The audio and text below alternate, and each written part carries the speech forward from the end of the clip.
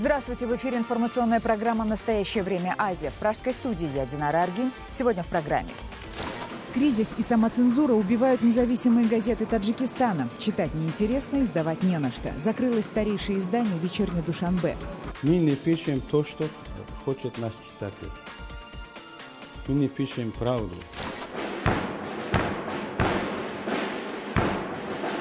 Праздник имени Нурсултана Назарбаева. В Казахстане широко отметили День первого президента республики.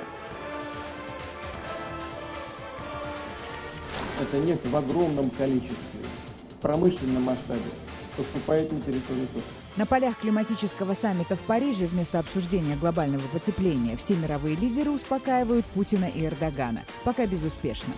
Если подобные факты будут подтверждены, я не останусь на своем посту. При этом спрашиваю уважаемого Путина, останется ли он.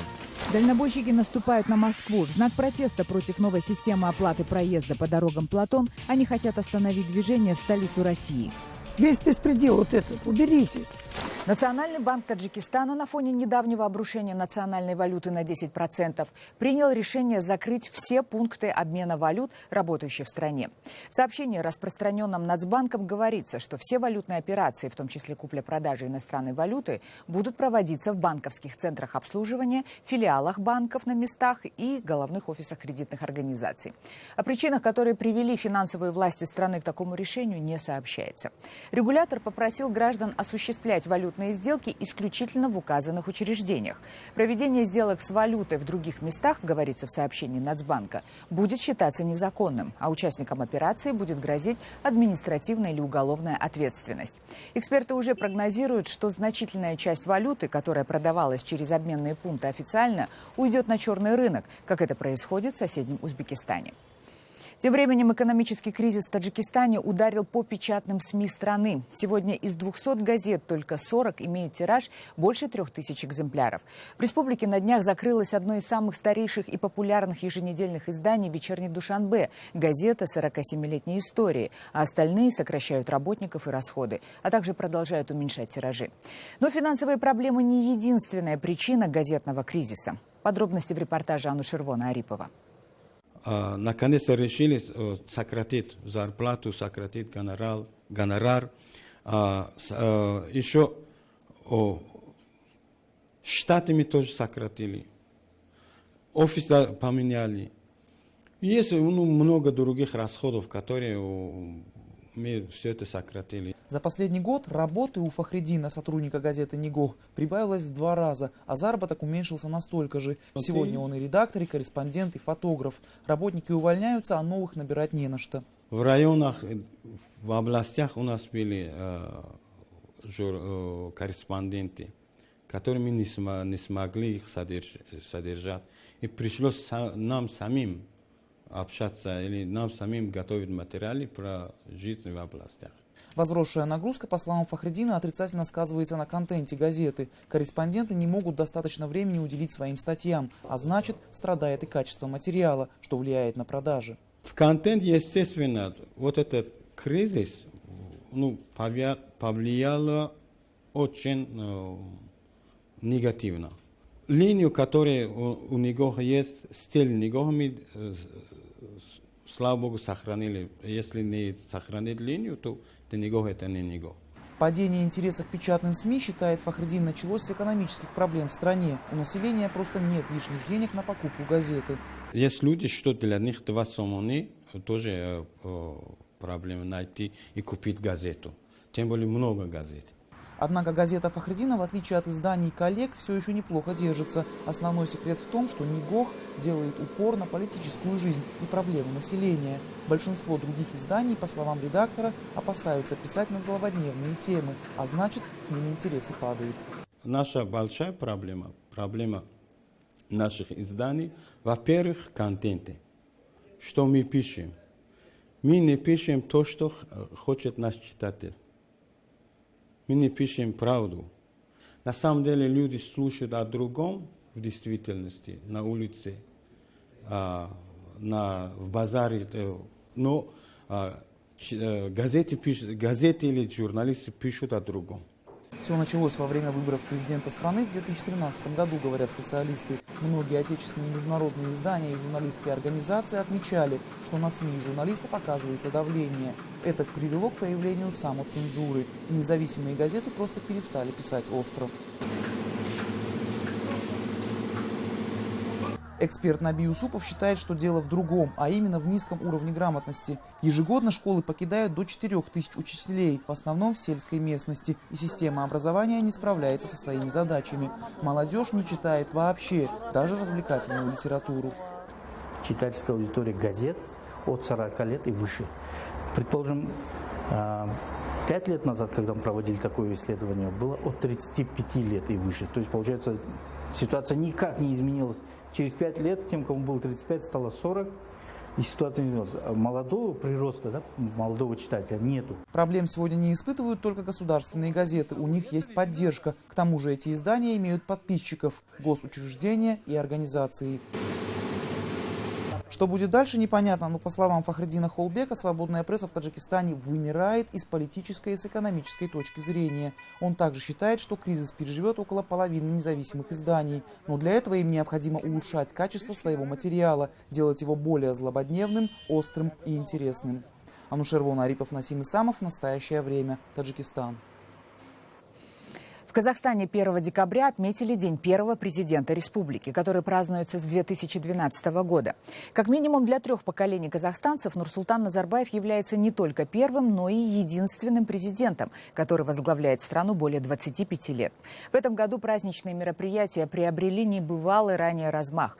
К этому дню завершились конкурсы в школах на лучшее эссе «Меня зовут Нурсултан» и были определены лучшие Нурсултаны страны. Также открылись выставки, посвященные Назарбаеву. Вот название некоторых из них. Глава государства – мудрый лидер, любящий свою страну лидер нации, любящая своего лидера нации – страна.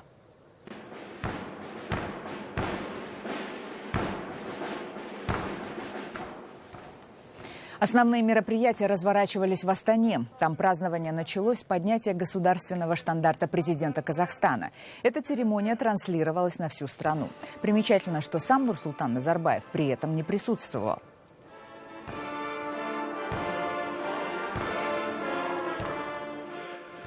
Церемония завершилась торжественным маршем почетного караула под национальный гимн Казахстана, соавтором и вдохновителем слов которого является сам Нурсултан Назарбаев.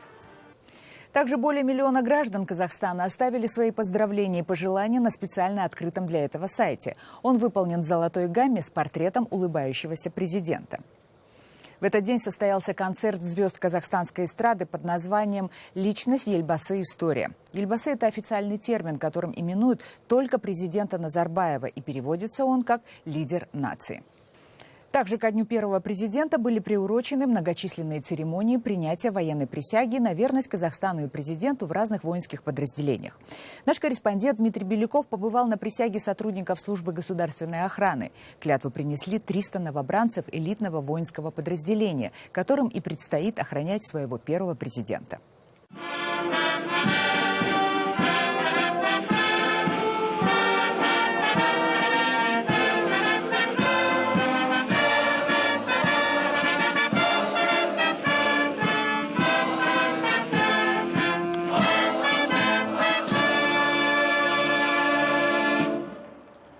Стройные ряды молодых парней в форме, блестящие пряжки и автоматы, военный оркестр и сотни зрителей. Торжественную присягу на одной из площадей Алматы приняли более 300 новобранцев элитного воинского подразделения службы государственной охраны. Призывники поклялись защищать свою родину до последнего вздоха и быть преданными народу Казахстана и действующему президенту. Казахстан Республикасының президентіне және халқына қызмет етем. Казахстан Республикасының халқына және президентіне қызмет етем. Служба государственной охраны появилась в апреле прошлого года в результате слияния Республиканской гвардии и службы охраны президента. В ее задачи входит охрана государственных объектов, эталонов государственного флага и герба, и, конечно же, обеспечение безопасности главы государства. Кстати, этот госорган находится в прямом подчинении президента. По поручению главы государства созданы необходимые условия для военнослужащих. Мы все знаем, что армия оснащается современным вооружением. Регулярно проводятся учения, постоянно улучшается социальное обеспечение солдат и офицеров. Отбор в элитное подразделение серьезный. Собираются характеристики с мест учебы и работы. Изучается круг общения призывника, увлечения. Обязательное условие – рост не менее 180 сантиметров и хорошие физические данные. Рустем Инкарбеков приехал на присягу вместе с отцом из Тараза. Он гордится тем, что его брат будет служить в СГО. Мы рады, что он пошел именно в эту гвардию республиканскую нашу. Это самый хороший выбор его. Он с детства мечтал, вот его мечта сбылась.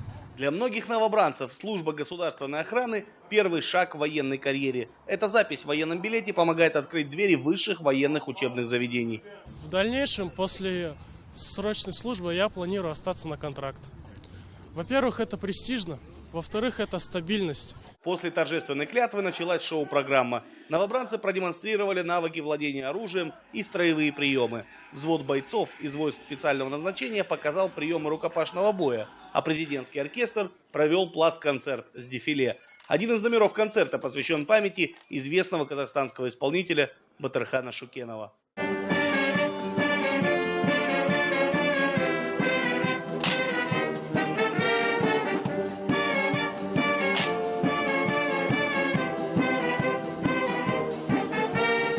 После завершения торжественной церемонии новобранцы отправились в воинские части службы государственной охраны в Алматы и Астане, где им и предстоит отслужить 1 год.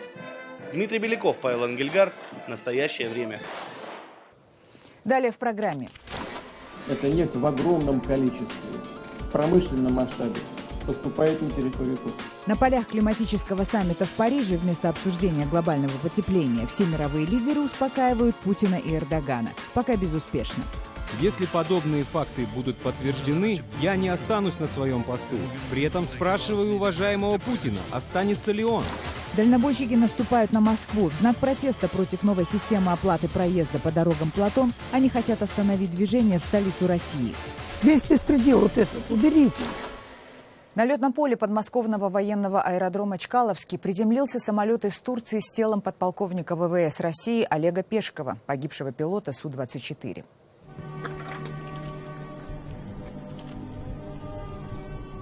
Гроб, покрытый российским штандартом, встречал многочисленный почетный караул, министр обороны и практически весь высший генералитет России. Напомним, что президент Владимир Путин посмертно наградил Пешкова высшей воинской наградой – Золотой звездой Героя России. Пешков будет похоронен в Липецке, где он проходил службу до того, как отправился в Сирию.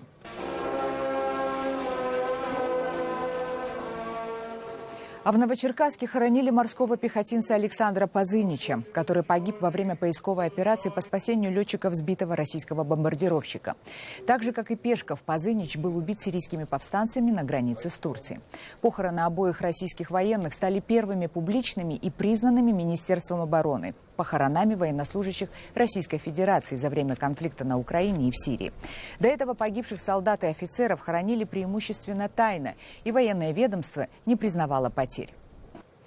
Тем временем на российские истребители Су-34 в Сирии устанавливают ракеты класса «Воздух-воздух». Они предназначены для поражения самолетов противника. Установка этих боевых ракет входит в рамки ответа, объявленного Путиным Турции за сбитый Су-24. Свою озабоченность установкой ракет «Воздух-воздух» на российские истребители уже высказали Соединенные Штаты. Американцы заявили, что очень надеются, что российские ракеты не будут использованы против американских самолетов в небе над Сирией. И Россия продолжит следовать меморандуму о безопасности полета в сирийском воздушном пространстве. Тем временем президенты Турции и России продолжили обмен взаимными обвинениями и угрозы на полях климатического саммита в Париже. Их пытаются успокоить чуть ли не все мировые лидеры, но градус полемики только возрастает. В частности, Владимир Путин опять публично обвинил Эрдогана в том, что турецкие власти закупают нефть у террористического исламского государства и экспортируют ее через турецкие порты. Мы сейчас получили дополнительные данные, подтверждающие, к сожалению, что из мест добычи нефти, которые контролируются ИГИЛ и другими террористическими организациями, эта нефть в огромном количестве, в промышленном масштабе поступает на территорию Турции. И у нас есть все основания полагать, что и решение по поводу того, чтобы сбить наш самолет, было продиктовано желанием обеспечить безопасность этих путей доставки нефти на территорию Турции. Как раз к портам, откуда они отгружаются в танкеры. Путин уже неоднократно пытался предъявить своим европейским коллегам доказательства этой торговли. В частности, видео, снятое российскими боевыми самолетами бесконечных автоколонн нефтевозов ИГИЛ, которые направляются в Турцию, по выражению Путина, как живой нефтепровод.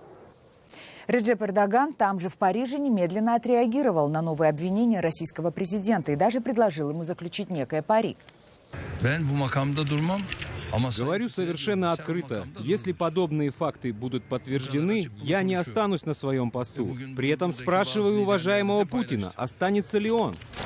В России, несмотря на противодействие полиции и властей, идет подготовка к так называемому маршу на Москву дальнобойщиков. Они протестуют против введения системы оплаты за проезд большегрузных фур, которая в разы удорожала рейсы на большие расстояния. Российские власти и полиция пытаются заблокировать дальнобойщиков на подступах к российской столице и сорвать акцию протеста, которая может вызвать транспортный коллапс в Москве и подмосковном регионе. Тем не менее, на подступах к столице уже собрались сотни фур, водители которых обещают двинуться к центру Москвы 3-4 декабря. Российские власти всех уровней игнорируют требования дальнобойщиков и отказываются встречаться с ними. Единственным политиком, кто это сделал, был мэр Екатеринбурга Евгений Ройзман, который поддержал требования водителей и обещал лично передать их петиции в Кремль. Я думаю, что здесь есть отдельная часть работы попытаться через суды пройти и признать Платон просто незаконным. Я думаю, что все шансы есть. Я думаю, что Государственная Дума тоже обратит внимание на ситуацию, потому что есть вещи, которые совершенно точно не рассосутся сами по себе. Это тот самый случай. Затем, как дальнобойщики собирают свои силы на подступах к российской столице, наблюдал наш корреспондент Андрей Королев. Он 5-й месяц за рулем своего грузовика, и этому, кажется, нет ни конца, ни края. Неделю назад должен был поехать к семье, однако случился Платон. Сплю в этой машине, встал, поехал. Вот моя кухня. Вот так мы живем, чай, кофе. Хотя бы взять любого из этих депутатов. На неделю сядь вот со мной, проедь, посмотри. Об этом никто не задумывается, как я живу. Думает каждый о себе. И все же он едет из Питера на штурм Москвы, едет в надежде быть услышанным президентом Путиным. Никого другого веры не осталось. Они все едут в столицу с необъяснимым упорством добиться отмены новых дорожных поборов, которые сводят к нулю их и без того нещедрое жалование. У него впереди 600 километров по вымороченной колейностью трассе М10, и он уже знает, что на ростовском, ульяновском, смоленском направлениях водители большегрузов силой высаживают из автомобилей, отбирают водительские права, берут нелепые расписки о неучастии в акции протеста. И он уверен, что сетевые басни о пятой колонне и пособниках Госдепа – это не про него и не про его товарищей, штурмующих занесенную пургой дорогу в соседних фурах. У нас есть президент. Прикройте это все у нас в стране. Весь беспредел вот этот уберите. Почему мы боремся с Аль-Каидой, с какой-то там, да? А пятая колонна – это что? Убрать с России все. Каждый день он крутит баранку, пробиваясь на своем многотонном кормильце сквозь дремучую российскую действительность. Он не думает ни о победе, ни о поражении в ближайшие 3 дня. И он будет ехать с Платоном или без него, потому что не ехать нельзя. Андрей Королев, «Настоящее время», Тверь, Москва. Сегодня интернет-премьера документального фильма «Аэропорт Донецк», созданного редакцией программы «Настоящее время». Фильм снимался в мае этого года. Его героями стали как украинские знаменитые киборги, солдаты, защищавшие Донецкий аэропорт, так и бойцы формирования непризнанной ДНР. С автором фильма, журналистом Шахидой Якуб, побеседовал Сергей Дорофеев. Вместе с режиссером и оператором Андреем Ярастовым, твоим коллегой, вы отправились в Донецкий аэропорт тогда, когда про этот объект уже было сказано и написано много. Вот какая твоя была личная задача? Что ты хотела узнать? Какие мифы для себя развенчать? Мне казалось, что и с той, и с другой стороны, да, было сказано много, было сделано много фильмов, но это была не объективная картина. Потому что у той стороны, скажем, так называемый ДНР, вся телевизионная продукция, которая производилась ими или российским средством массовой информации, она показывала только сепаратистов. А украинская сторона показала только киборгов. И мне хотелось показать более-менее объективную картину с двух сторон, чтобы у меня солдаты и с той, и с другой стороны говорили и рассказали историю всего того, что там происходило, чтобы у нас появилась полноценная картина этого ужаса, который происходил в одной локации, в течение нескольких дней. Практически все это было решено. Это было зимой, это холод, это постоянные обстрелы, этот ужас, это клаустрофобия, оттуда невозможно было выйти. И мне хотелось, чтобы зрители почувствовали этот ужас. услышав солдат и с той, и с другой стороны. Ну и самое сложное – это тишина. То есть до работы танков ночью пока стрельбы нет, пока ты ее ждешь. Тебе за кадром говорили то же самое, что и в кадре? Да, я с каждым из них провела достаточно много времени, по минимум 3-4 часа. И интервью продолжалось, там, скажем, может быть, часа 2. Причем очень многие говорили так эмоционально, что приходилось прерывать, потому что они плакали. Они говорили абсолютно искренне, все. Кроме, может быть, Моторолы. Вот с ним было немножко тяжело, потому что видно было, что в какие-то моменты он думал, что он говорит. А ты также в бронежилете, как и они, была на объекте, была в помещениях Донецкого аэропорта. Это прямо вот там в новом терминале, в разбитых? Все в новом терминале. Основное действие происходило в новом терминале. И ты беседовала именно там? Да. Я ездила туда несколько раз, причем с различными формированиями, так как аэропорт теперь находится под контролем так называемой ДНР, и они каждый меня возил, показывал те этажи, где располагались их солдаты. Я благодарна им за тот доступ, который они дали, и это было необыкновенно ходить по тем местам и увидеть тот ужас, который я на самом деле уже себе нарисовала в своей голове. Я увидела, как это происходило на самом деле. Вот эти дыры, это именно непосредственно стрелял танк. Удивительно, что солдаты, с которыми я снимала, вот именно на передовых позициях украинские, я им всем говорила, я снимаю тоже с другой стороны. И им было очень интересно, они мне спрашивали, а что они говорят? И то же самое меня спрашивали с другой стороны, а что они говорят? И я хочу, чтобы они посмотрели этот фильм и поняли, что они говорят об одном и том же.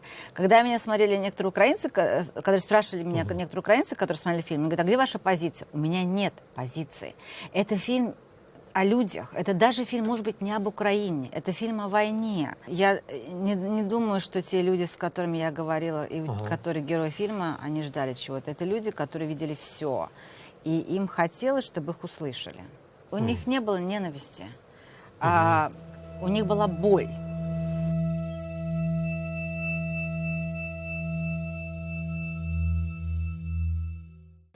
НАСА планирует начать испытание космического корабля «Орион» в феврале. К 2023 году он должен быть готов для отправки людей на другие планеты.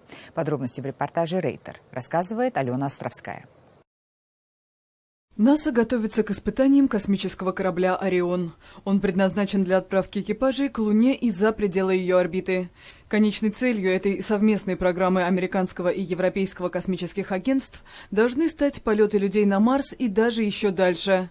Инженеры проведут испытания в исследовательском центре Джона Гленна в штате Огайо, рассказывает директор центра. «Орион сможет летать по всей Солнечной системе. Таких возможностей нет ни у одного корабля в мире».